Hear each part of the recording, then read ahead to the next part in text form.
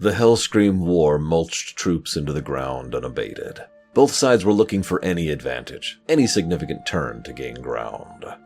War Chief Garrosh, true to form, still lets others decide his opinions for him, and in the place of wise leaders like Cairn or Vol'jin, his chief advisors were bloodthirsty Dragonmaw and Blackrock orcs. He began championing ideals of orcish supremacy, forcing other races out of the upper echelons of command, and accepting tactics he wouldn't have considered previously. Thus did Garrosh deploy a mana bomb on Theramore. We've covered these weapons before, and despite valiant efforts to minimize the damage, Theramore was obliterated, and all who remained destroyed, including Ronan, the leader of the Kirin Tor.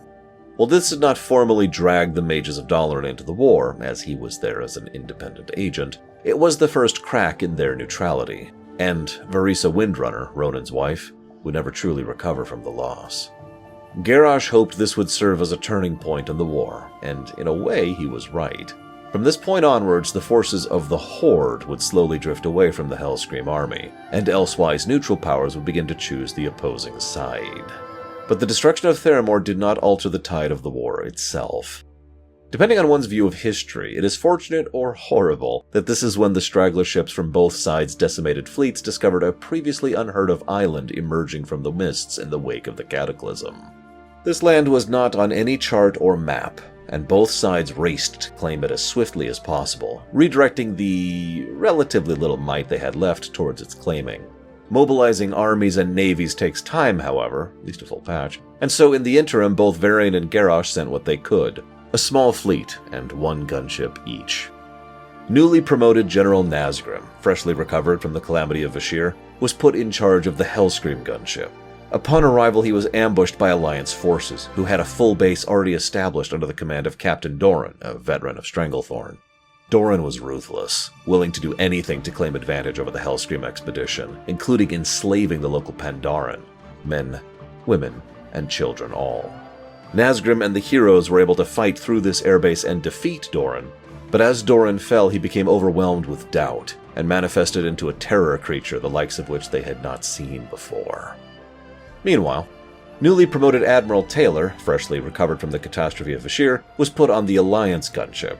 Upon arrival, he was ambushed by Hellscream forces, who had a full base already established under the command of Gatrul, an Orc warlock. Gatrul was ruthless, willing to do anything to claim advantage over the Alliance expedition. When the local Pandarans refused to trade with him, he had their people kidnapped and imprisoned. Taylor and the heroes were able to fight through this base and defeat Gatrul. But as Gatrul fell, he became overwhelmed with paranoia, and manifested into a terror creature the likes of which they had not seen before. Taylor and Nazgrim both were left with little forces, no supplies, and no heroes, as the heroes had had quite enough, and decided to disseminate into the forest on their own path. Human and orc both would have to make do without. The heroes, being adventurers at heart, went to assist the locals with whatever local dangers they could. These included such hazardous threats as learning martial arts, feasting, organizing books, gathering jade for statue restoration, and painting. This land simply did not have the types of problems other lands had, for this land was Pandaria. Long, long ago, just prior to the War of the Ancients, the last emperor of the Pandaran had ascended to the throne, Xiao Hao. Xiao Hao's Jinyu Seer was gifted a vision of the Legion's pending invasion, and thus he sought to do what he could to save the land. Through his burdens did he cleanse himself, and ascended to become the Loa of Pandaria, magically separating the land from the greater continent and veiling it in dense mists. Pandaria spent 10,000 years in isolation, and while it was not completely devoid of dangers, it had the assistance of 5 powerful Loa to aid. The first was Xiao Hao himself, of course. The other 4 were the August Celestials. Qiji, the Red Crane of Hope. Zuen, the White Tiger of Strength. Niu Zhao, the Black Ox of Fortitude. And Yulan, the Jade Serpent of Wisdom.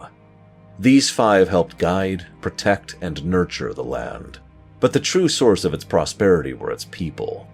While Hosen played and Jinyu meditated, Mantid swarmed and Saurok brooded. Yongle raged and Grummels connected. but it was the Pandaren who presided over peace.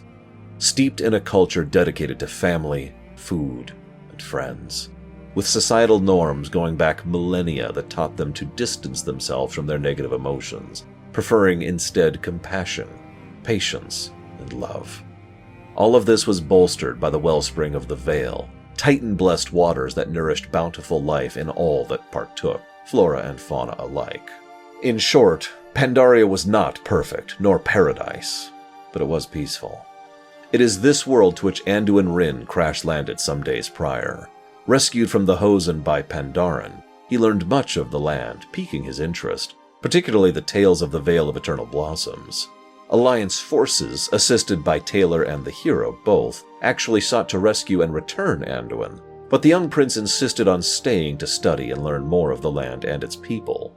This led immediately into Anduin being captured by Nazgrim and his squad, but he was able to escape shortly thereafter, as Nazgrim had other things on his mind.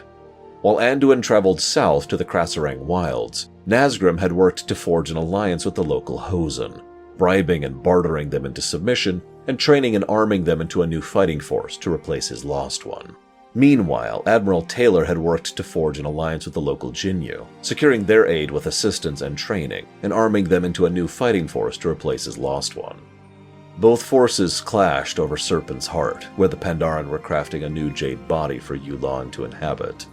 The fighting was fierce and violent, something Pandaria had not seen to this scale in millennia, and from this brutality, the Shaw of Doubt erupted.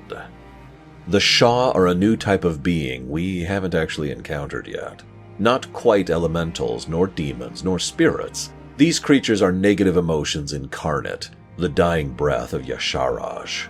If one remembers, Yasharaj was the largest and strongest of the old gods on Azeroth before the Titans came, and he was personally killed by Aman'Thul. Yasharaj and his 7 heads screamed their dying breath into the land, eventually finding purchase in the spirit-rich realm that would someday be Pandaria. Each head breathed out one Prime Shaw, filling out domains as the dominant force of their particular emotion. Anger, despair, fear, hatred, violence, and doubt. All of the Prime Shaw were released from their seal by this conflict, and each promptly sought out their own sections of the continent to sow suffering and cultivate corruption. The Shaw of Doubt immediately descended upon the nearby temple of the Jade Serpent and twisted what was once peaceful reflection and studies on history into a nightmarescape, preying on the uncertainty of those within. To the north was Wise Mari, a Jinyu water speaker who was renowned for his skill and foresight with the fountain. Now drowned in distrust and suspicion, his passing the only cleansing. To the south was Lorewalker Stonestep, who was actually fine, although he was having a bit of an issue. The Shaw, being such intangible creatures, were literally inhabiting the literature itself, manifesting into living versions of old tales to spread turmoil throughout. Beyond both was Liu Flameheart, priestess of the temple and chief instructor of the serpent trainers. Lost to disbelief, her hesitation crushed her. The Shaw of Doubt itself stood at the apex of the temple, seeking to crush and corrupt Yu'lon and use her to spread doubt throughout the land. A Prime Shaw, it was much stronger than anything else seen on Pandaria thus far. But these are seasoned heroes, veterans of the Cataclysm. A Prime Shaw is no match for them. Yu'lon freed, Doubt destroyed. The aftermath of the battle was immediately apparent, and with this action all concerned knew that Pandaria would not be able to withstand the Hellscream War unscathed. Undeterred, the heroes split into 2 groups. Some journeyed west into the verdant fields of the Four Winds, while others trekked south into the dense rainforest of the Krasarang Wilds.